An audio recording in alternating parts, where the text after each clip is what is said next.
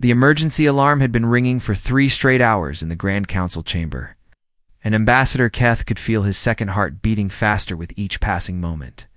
Around the massive circular table, representatives from 47 different worlds sat in various states of panic. Some were clicking their mandibles nervously, others were changing colors from stress, and a few were making low humming sounds that meant they were close to fainting. "The Vorthok fleet has destroyed another colony," announced Chancellor Vex, her voice shaking as she read from the datapad. "New Syria is gone. 12 million lives lost in less than 6 hours." A collective gasp filled the chamber. New Syria had been one of their strongest defensive positions, with the most advanced shield generators in the galaxy. If the Vorthok could destroy it so easily, nowhere was safe. "That makes 3 worlds this month," muttered Representative Tam from his seat near the viewing screens. His blue skin had turned pale gray, which meant he was terrified. "At this rate, they will reach the core worlds within the year." Ambassador Keth stood up slowly, his tall frame casting a shadow across the emergency session. As the senior diplomat from the Meridian Collective, he had seen many crises, but nothing like this. The Vorthok Empire had been a distant threat for decades, always expanding but never fast enough to worry about. Now they had new weapons, new ships, and a new leader who seemed determined to conquer everything in sight. "We have tried everything," he said, his voice carrying across the silent chamber. "Our combined fleets are no match for their firepower. Our defensive strategies fail against their tactics. We have sent peace delegations, and they have sent back the ambassadors' heads in boxes." "Then what do you suggest?" asked Chancellor Vex. "Should we simply surrender and hope they treat us kindly?" "There is one option left," Keth replied, though he felt sick even thinking about it. "The ancient protocol." The chamber fell completely silent. Even the translation machines seemed to pause. The ancient protocol was something from the old stories. From the time before the Great Alliance, when the galaxy was young and dangerous, most representatives thought it was just a legend. "You cannot be serious," whispered Representative Dahl from the far side of the room. "That protocol has not been activated in over 3,000 years. We do not even know if it still works. More importantly," added Chancellor Vex, "we do not know what it will bring. The old texts speak of guardians, warrior spirits from beyond the known galaxy, but they also warn that such beings might be more dangerous than whatever threatens us." Keth nodded grimly. "I have read the warnings, but look around this chamber. Look at our fleets burning in space. Look at our colonies turning to ash. We face extinction. If there is even a small chance that the ancient protocol can help us, we must try." The debate that followed lasted another hour, but everyone knew there was really no choice. When the vote came, 39 representatives voted to activate the protocol, with only 8 voting against. The chamber was too afraid to refuse any possibility of salvation deep beneath the council building. In chambers that had not been opened for millennia, ancient machines began to hum with power.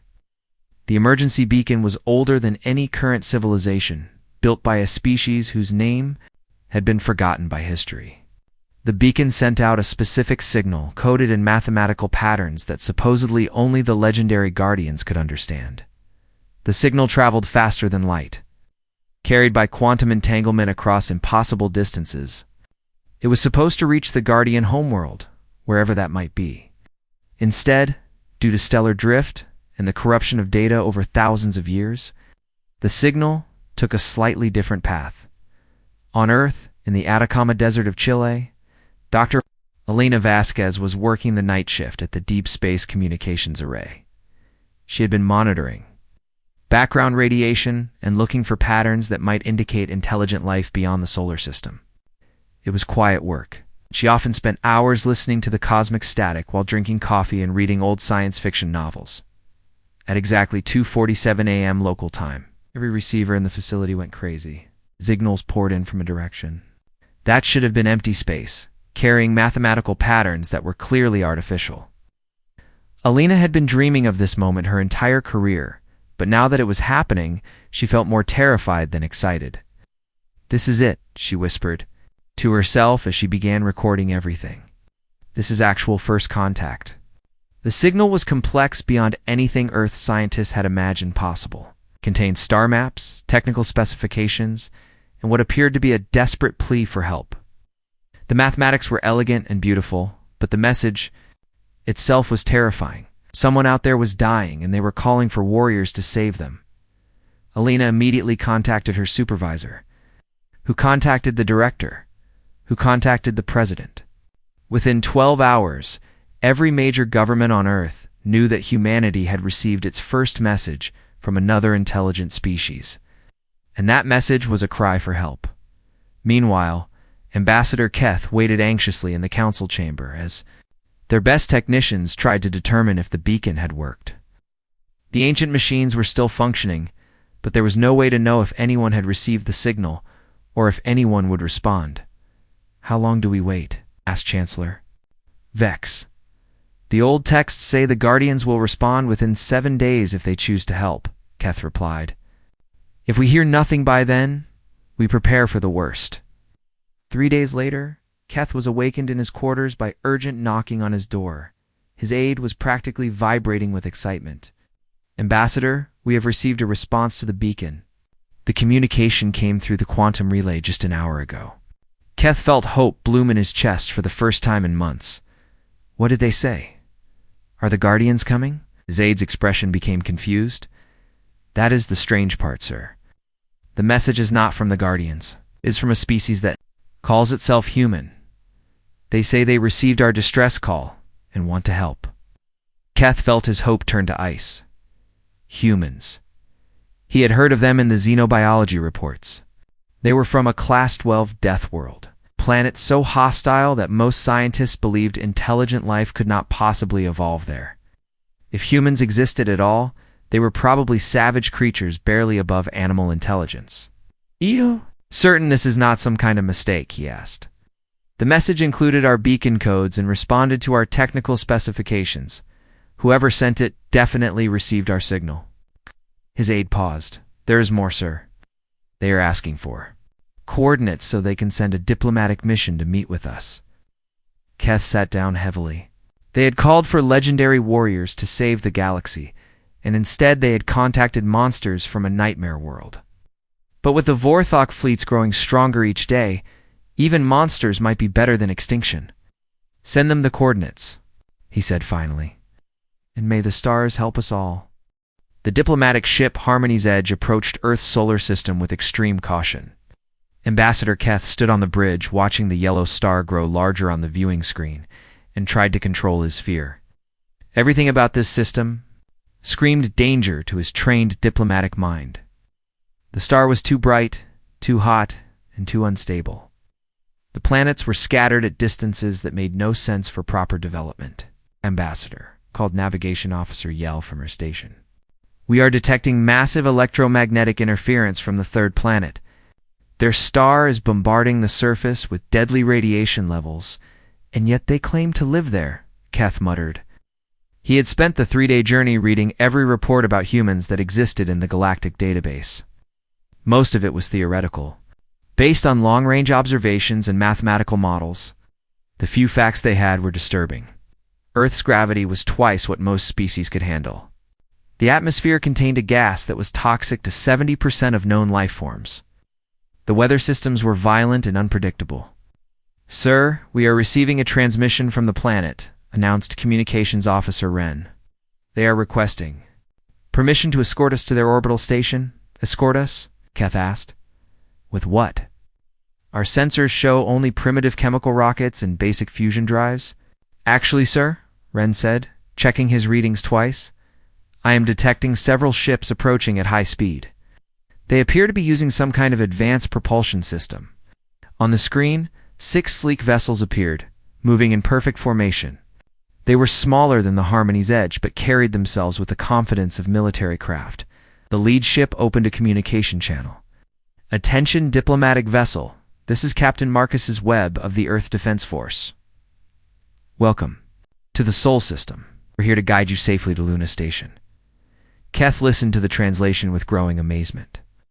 The human's voice was calm and professional, showing no fear or nervousness at meeting aliens for the first time. Species needed months of psychological preparation for first contact. These humans were treating it like a routine meeting. Captain Webb, Keth replied carefully, "We appreciate your escort. However, I must warn you that our life support systems are not compatible with your environment. We will need to conduct meetings aboard our vessel." There was a pause before Webb responded. "Actually, Ambassador, we've prepared a special facility on Luna Station. Our scientists have been working around the clock to create a comfortable environment for your physiology. We've studied your ship's atmospheric readings and replicated the conditions as closely as possible." Keth felt his secondary stomach drop. In 3 days, the humans had analyzed their ship and built a custom environment for species they had never met.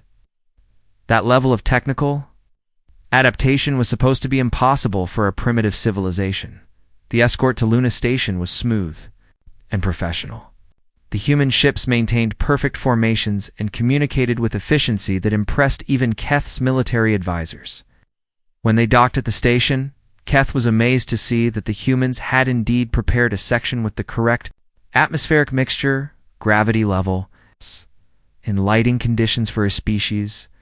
Captain Webb met them at the airlock, and Keth got his first close look at a human.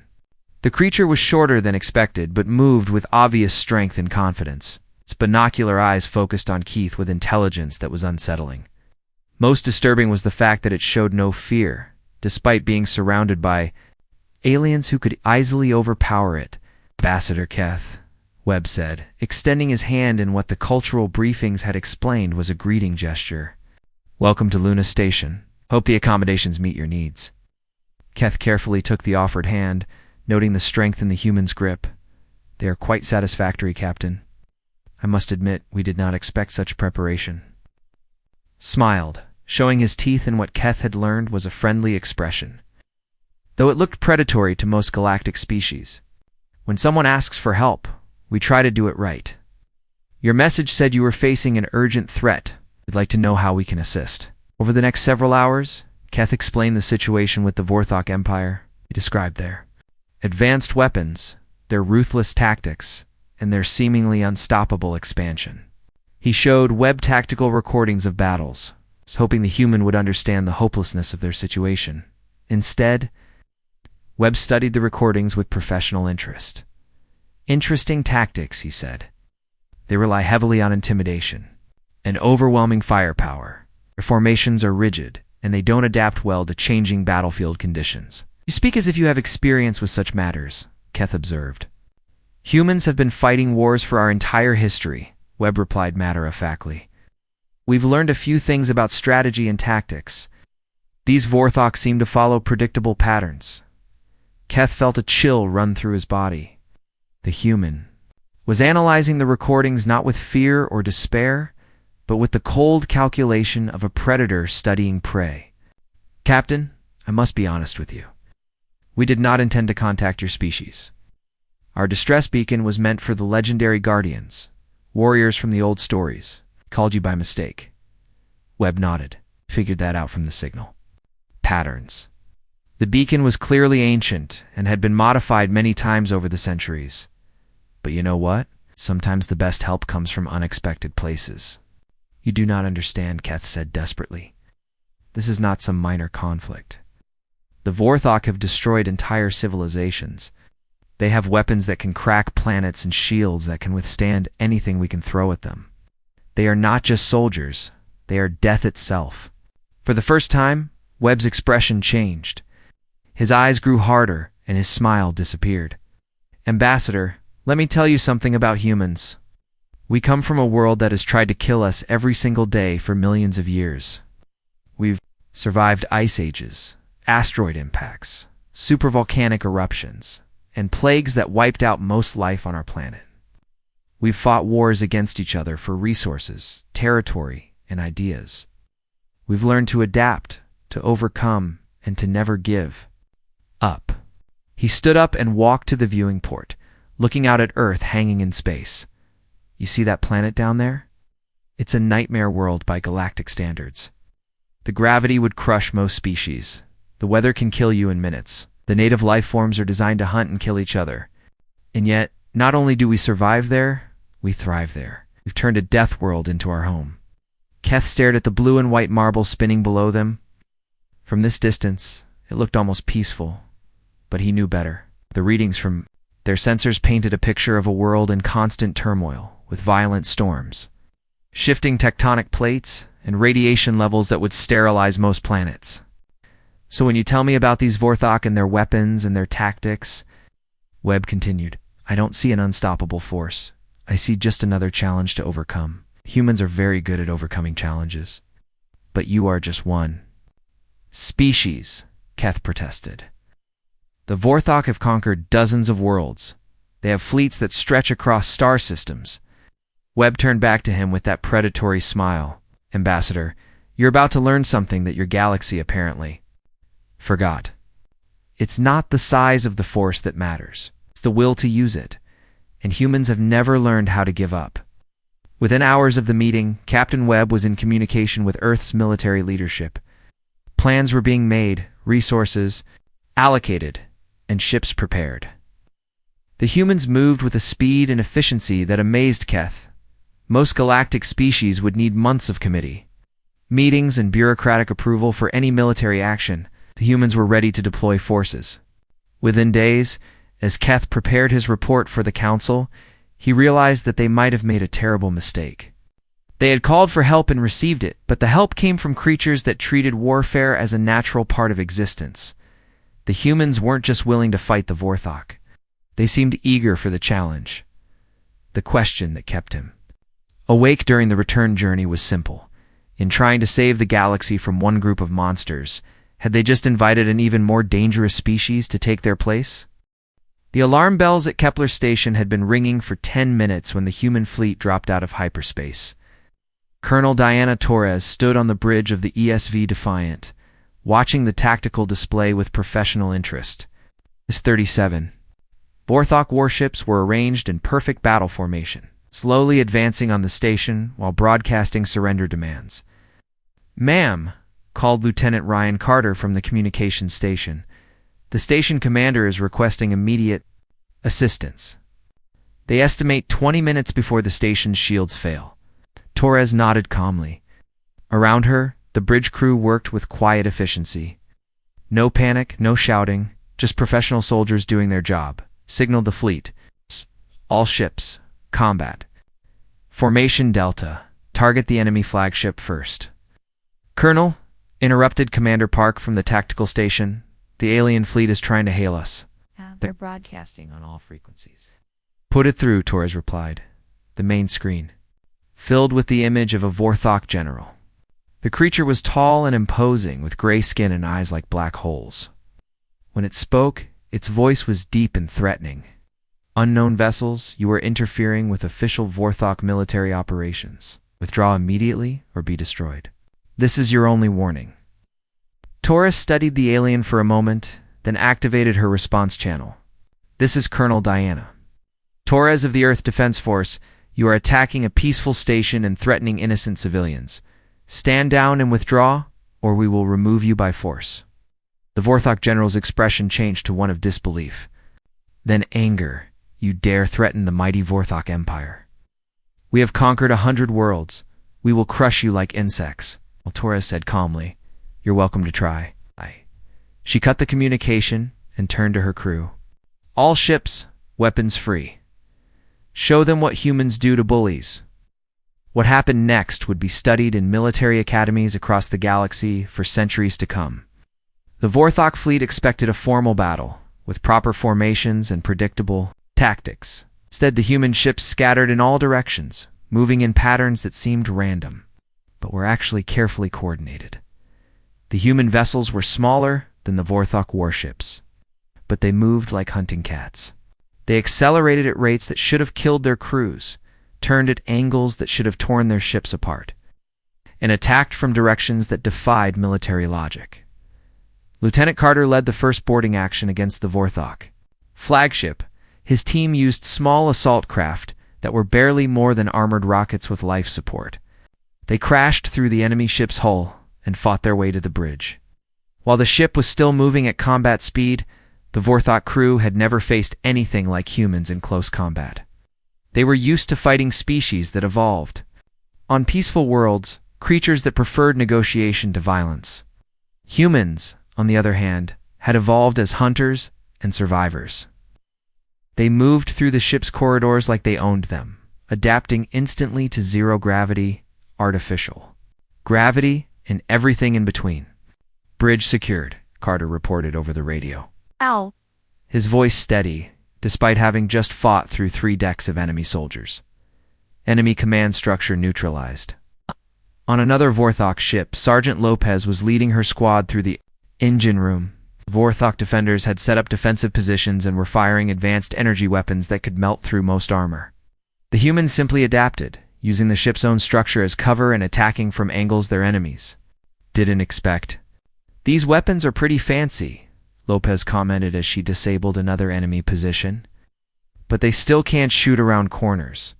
The space battle was equally one-sided. Human pilots flew their ships like extensions of their own bodies, pulling maneuvers that the Vorthok couldn't follow or predict. When a human ship took damage, it kept fighting. When systems failed, the crew found workarounds. When weapons were destroyed, they rammed enemy vessels or used debris as improvised missiles. Captain Webb, commanding the battle from the heavy cruiser Thunderbolt, watched the tactical display with satisfaction. Target their command ship's engines. "Let's see how tough they are when they can't run away." The Vorthok formation began to fall apart as human ships struck at weak points the aliens didn't even know they had. The mighty empire that had conquered dozens of worlds found itself being systematically dismantled by creatures from a single death world on Kepler Station. Ambassador Keth watched the battle through the observation deck with growing horror. This wasn't warfare as the galaxy understood it. This was something primal and terrifying. The humans fought like they enjoyed it, treating deadly combat as just another day at work. Asked Station Commander Rix, staring.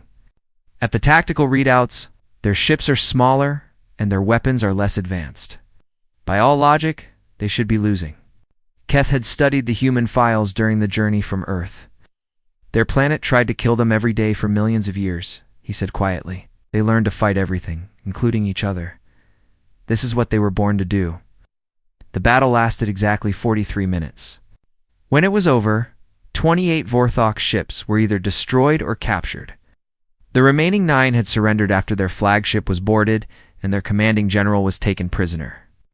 Not a single human ship was lost, though several had taken damage that would have crippled vessels crewed by other species. Colonel Torres accepted the Vorthok surrender with the same calm professionalism she had shown throughout the battle.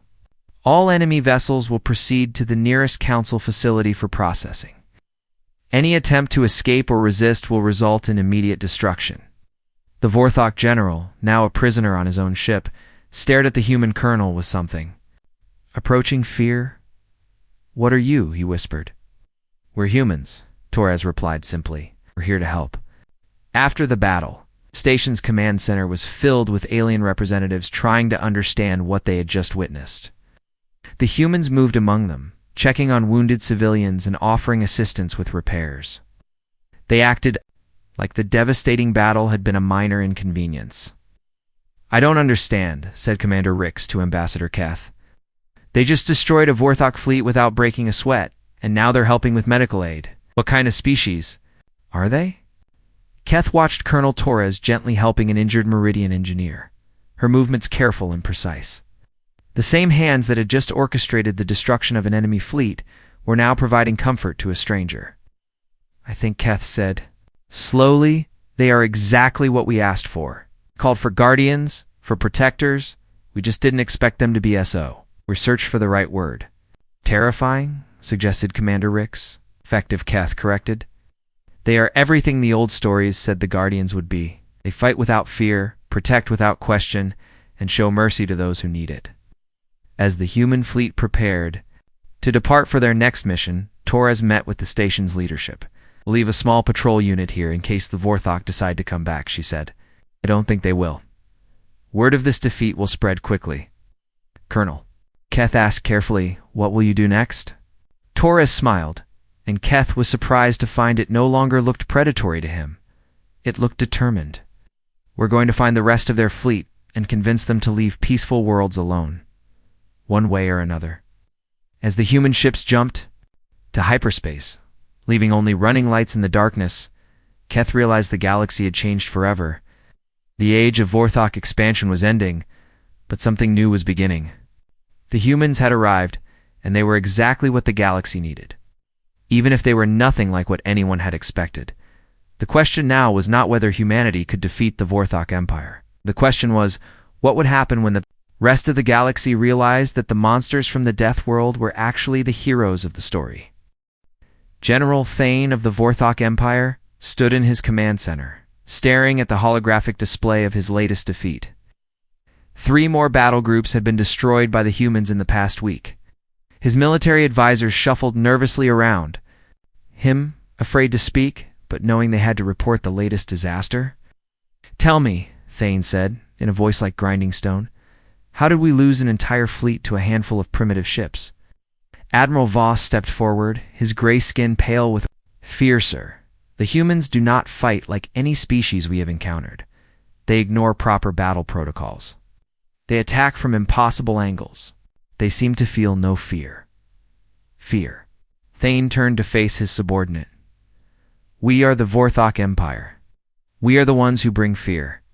How can these creatures from a single world defeat forces that have conquered dozens of civilizations?" "Perhaps," Admiral Voss said carefully, "we should consider that their world has made them different. Our intelligence reports suggest that their planet is extremely hostile. They have evolved under conditions that would kill most species." General Thane studied the tactical reports again. Humans had taken 3 heavily defended systems in as many days. They moved through space like they owned it, adapted to any environment, and fought with a coordination that seemed impossible for a species so young. "Very well," he said finally. "If they want to test themselves against real Vorthok strength, we will oblige them.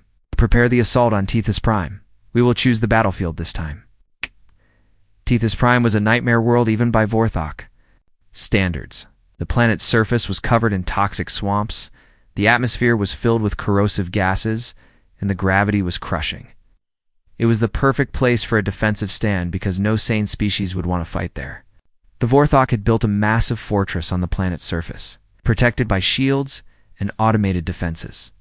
When the human fleet arrived at Tethys Prime, General Thane was confident. Let them try to assault a fortified position on a world that would kill them before they could even reach the battle lines. Sergeant Alex Rodriguez stood in the dropship's cargo bay, checking his equipment one final time. Around him, 200 human Marines prepared for the assault. The atmosphere readings for Tethys Prime were displayed on every screen, showing conditions that would be instantly lethal to most galactic species. "Listen up," Rodriguez called to his troops. "The air down there will eat through standard armor in about 30 minutes. The gravity is 3 times Earth normal. The temperature averages 200 degrees, and that's in the shade. The local wildlife includes things that make Earth's crocodiles look like house pets." He paused and looked around at his soldiers. Not one of them looked worried. A few were actually smiling. "In other words," he continued, "it's just like a training exercise on Venus. Stay sharp. Watch your 6, and remember that the enemy chose this battlefield because they think it will give them an advantage. Let's show them what humans think of their advantages." The dropships descended through the toxic atmosphere of Tethys Prime like falling meteors. The Vorthok defenders watched on their screens, expecting the human vessels to crash or be destroyed by the planet's hostile environment. Instead, the ships landed smoothly and began disgorging troops. Rodriguez led his squad through the sulfurous swamps toward the enemy fortress. The ground tried to swallow their boots with each step. Poisonous gases swirled around them, and the crushing gravity made every movement an effort. His soldiers adapted within minutes, adjusting their pace and breathing to match the conditions. Sarge," called Private Martinez over the radio. "These readings show the local water supply is more acidic than battery acid." "Good thing we brought our own," Rodriguez replied. "Stay hydrated, people. This is going to be a long day." The Vorthok fortress was an impressive sight, rising from the swamp like a metal mountain. Its shields flickered with energy, and its weapon systems tracked the approaching humans. General Thane watched from his command center as the human forces spread out across the hostile landscape. "They cannot possibly assault this position," he told his staff. "The environment alone will kill them before they can coordinate an attack." But The humans were not just surviving on Tethys Prime, they were thriving. They moved through the toxic swamps like they were strolling through a park. When acid rain began to fall, they simply adjusted their equipment and kept moving. When the local predators attacked, they fought them off and kept advancing. Rodriguez found himself face to face with something that looked like a cross between a crocodile and a tank. The creature was 12 feet long, covered in armored plates, and had teeth like sword blades. It charged at him through the swamp water, moving faster than anything that size should be able to move. The sergeant sidestepped the creature's charge, grabbed it by the neck, and wrestled it into the mud. The soldiers watched in amazement as he held the thrashing monster until it stopped moving. Just like Gator wrestling back home, he said, wiping toxic mud from his armor. Except these ones have worse breath. The assault on the fortress began at dawn. The humans attacked from 12 different directions using the planet's hostile environment as cover. They swam through acid pools, climbed walls during electrical storms, and fought hand-to-hand combat in crushing gravity that should have made movement impossible. The Vorthok defenders were wearing environmental suits and breathing apparatus, struggling to function in conditions they had chosen specifically because they thought no enemy could handle them. The humans were treating those same conditions as a minor inconvenience. Private Chen kicked down a blast door and led her squad into the fortress. The Vorthok soldiers inside were exhausted from fighting in the heavy gravity and toxic atmosphere. The humans, on the other hand, were just getting started. "Surrender," Chen called to the enemy troops in badly pronounced Vorthok. "You are defeated." The alien soldiers looked at her with something between fear and respect. She was standing in an environment that should have killed her, after fighting through defenses that should have been impossible to breach. And she was offering them mercy. One by one, they laid down their weapons. General Thane received the surrender. Reports from across his fortress with growing disbelief. The humans had not just survived the assault on Tethys Prime, they had conquered it. His impregnable fortress had fallen in less than 6 hours to an enemy that treated his ultimate defensive position as a training exercise. When Sergeant Rodriguez entered the command center, Thane was waiting for him. The Vorthok general was. Still in his environmental suit, looking exhausted and defeated. "How?" Thane asked simply. "How did you do this?" Rodriguez removed his helmet, breathing the toxic air like it was fresh mountain breeze. "General, you picked this world because you thought it would be hard for us to fight here. But we come from a world where everything tries to kill us every day. This place reminds us of home." Dr. Leela Foster, the xenobiologist who had been embedded with the human forces, was taking readings from the human soldiers after the battle. Her instruments showed stress levels that should have been impossible for any living creature to maintain. "How do you feel?" she asked Private Martinez, who had just spent 8 hours fighting in conditions that would have killed most species. "In minutes, pretty good, Doc," Martinez replied, "though I could go for a cold beer and a shower. This place is almost as bad as that desert training we did in Arizona." Foster stared at her readings. The human soldiers had not just survived the hostile environment, they had actually performed better than they did in standard conditions. The stress and danger had sharpened their focus and increased their effectiveness. "You're not just adapted to hostile environments," she said in wonder. "You actually prefer them. They make you stronger." "Oh yeah," Rodriguez said, joining the conversation. "Easy missions are boring. We like a challenge." As the human fleet prepared to leave Tethys Prime, General Thane was brought aboard as a prisoner. He requested a meeting with Colonel Torres, who had arrived to oversee the occupation of the planet. "I have been a soldier for 40 years, Thane said. "I have conquered worlds and defeated armies. But I have never seen anything like what your species can do. You fight like the planet itself is your ally." Torres nodded. "Every world we've ever lived on has tried to kill us, General. We learned to fight back. We learned to adapt. We learned to never give up."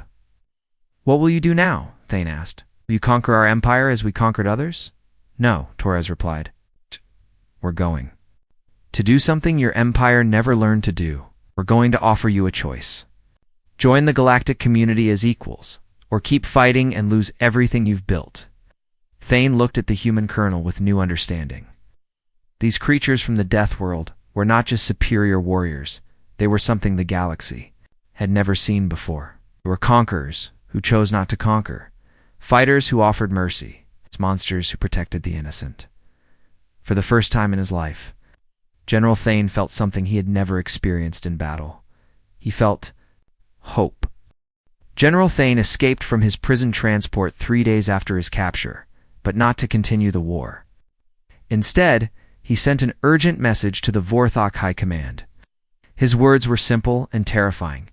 Do not attack their homeworld. Cannot win this war. The High Command ignored his warning. Supreme War Leader Kravok had built his reputation on never retreating, never compromising, and never showing weakness. The idea that a single species from one world could threaten the mighty Vorthok Empire was impossible to accept. Thane has lost his nerve, Kravok declared to his assembled generals. He was defeated by clever tactics and superior numbers. Nothing more. We will show these humans what real power looks like.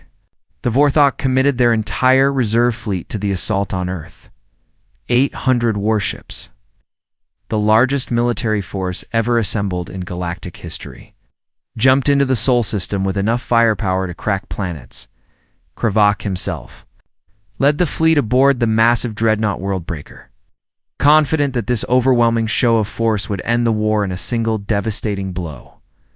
Admiral Sarah Chen stood in the command center of Luna Station, watching the massive enemy fleet appear on her screens. Around her, the combined forces of Earth's military branches worked with calm efficiency. The sight that would have sent most species into panic was met with professional interest and careful planning. Admiral, reported Captain Park from the tactical station, enemy fleet count is confirmed at 800 vessels. They're moving into attack formation. Signal all defensive platforms, Chen ordered. Activate the orbital defense grid. And send a message to the surface. Tell them we have company. On Earth below, the response to the invasion was unlike anything the galaxy had ever seen. Instead of mass panic and evacuation, humans went about their daily business while casually participating in their planet's defense. Office workers in New York paused their meetings to operate missile batteries installed on rooftops. Farmers in Kansas used their tractors to move ammunition to hidden weapon sites. Children in schools were evacuated not to safety bunkers, but to observation posts where they could help spot enemy targets. Major Tom Bradley coordinated the ground defense from his command post in Colorado. His screen showed thousands of volunteer units across the planet, all ready to fight despite having no formal military training. This was something the Vorthok had never encountered. An entire population that treated invasion as a community project. Sir, called Sergeant Willis from the communications desk, we're getting reports from civilian spotters. The enemy is trying to land troops in the Amazon rainforest. Bradley smiled grimly. Poor bastards. They have no idea what they just walked into. The Vorthok landing forces that entered Earth's Amazon found themselves in a nightmare beyond their worst imagination. The jungle was filled with creatures that considered armored aliens just another type of prey. Snakes that could swallow a Vorthok whole. Insects that ate through their environmental suits. And plants that were actively trying to kill them. But worse than the wildlife were the humans. Local tribes and conservation groups had been alerted to the invasion and were hunting the invaders with weapons that ranged from modern rifles to ancient blowguns. The Vorthok soldiers, trained for conventional warfare, found themselves being picked off by enemies they could never see or predict. In space, the main battle was not going as Supreme War Leader Kravok had planned. The human defense fleet was smaller than his invasion force, but they fought with the same impossible tactics that had been defeating Vorthok forces for weeks. They used Earth's own gravity well as a weapon, drawing enemy ships into atmospheric friction. They turned the planet's radiation belts into death traps for vessels with unshielded electronics. Lieutenant Emma Watson led a boarding party onto the Vorthok flagship itself, fighting through corridors filled with enemy soldiers while the ship maneuvered at combat speed. The Vorthok crew could not understand how these creatures continued to fight effectively, while experiencing forces that should have liquefied their internal organs. Bridge secured, Watson reported as she and her team took control of the enemy. Command Center. Supreme War Leader Kravak is our prisoner. Capture of their Supreme Leader broke the back of the Vorthok invasion. Ships that had been fighting with desperate courage suddenly found themselves without central command. The rigid military hierarchy that had made them so effective in previous conquests became a weakness. When their chain of command was severed, Admiral Chen accepted the surrender of the Vorthok fleet with the same calm professionalism that had marked every human action in the war. Standing on the bridge of the captured Worldbreaker, she looked out at the hundreds of enemy vessels that now flew under human escort. Supreme War Leader Kravak, she said to the defeated alien commander, your war is over. Your choice now is simple peace or destruction. Kravak stared at the human admiral with something approaching awe. His fleet had been completely defeated, his armies scattered, and his empire's reputation shattered. Yet, this creature from a death world was offering him terms rather than simply executing him. What kind of beings are you? He asked. You fight? Like demons, but you show mercy. Like ... Like people who understand that war should have a purpose beyond just winning, Chen replied. We fought you because you threatened innocent lives. Now that the threat is over, we want peace. In the weeks that followed, the galaxy watched in amazement as humanity dealt with their defeated enemies.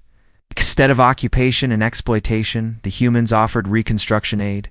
Instead of forced surrender, they negotiated terms that allowed the Vorthok to maintain their dignity while abandoning their imperial ambitions. Ambassador Keth found himself serving as mediator between the two species, helping to translate not just languages, but entire ways of thinking. The Vorthok struggled to understand a species that could be so deadly in war, yet so generous in peace. Right. Your people confuse us, General Thane admitted to Keth during one of the peace negotiations. They defeated our greatest fleet, captured our strongest fortress, and humiliated our finest warriors. Yet they treat us with more respect than we ever showed our own conquered enemies. Perhaps, Keth suggested, that is because they understand something your empire never learned. True strength comes not from the ability to destroy, but from the wisdom to know when not to use that ability. The formal peace treaty was signed aboard Luna Station, with representatives from dozens of galactic species in attendance. The Vorthok Empire agreed to abandon their expansion and join the Galactic Council as equal members. In return, humanity would help them transition their military forces into exploration and defense fleets. Supreme War Leader Kravak, now simply called Leader Kravak, shook hands with Admiral Chen as the documents were signed. I spent my life believing that only the strong survive, he said, but you have shown me that the strongest species is the one that helps others become strong as well. As the ceremony concluded, Ambassador Keth reflected on how much had changed since that desperate day when they activated the ancient beacon. They had called for legendary guardians and received something even better, a species that combined the warrior spirit of the old stories with the wisdom to use their power responsibly. Admiral Chen stood at the observation deck of Luna Station, looking out at Earth hanging in space below. Captain Webb joined her, both of them watching their homeworld turn slowly in the starlight. Do you think we did the right thing? Webb asked. Getting involved in a galactic war, I mean? Chen smiled, thinking of all the worlds that were now safe from Vorthok expansion, all the species that could now live in peace. Someone asked for help, she said simply. We helped. That's what humans do. Below them, Earth continued its ancient rotation, a blue and white marble that looked peaceful and beautiful from a distance. But both officers knew the truth that the galaxy was still learning to accept. Sometimes the most dangerous worlds produce the most compassionate people. And sometimes the greatest monsters are the ones who choose to be heroes instead. The age of Vorthok conquest was over. The age of human protection had begun. And the galaxy would never be the same.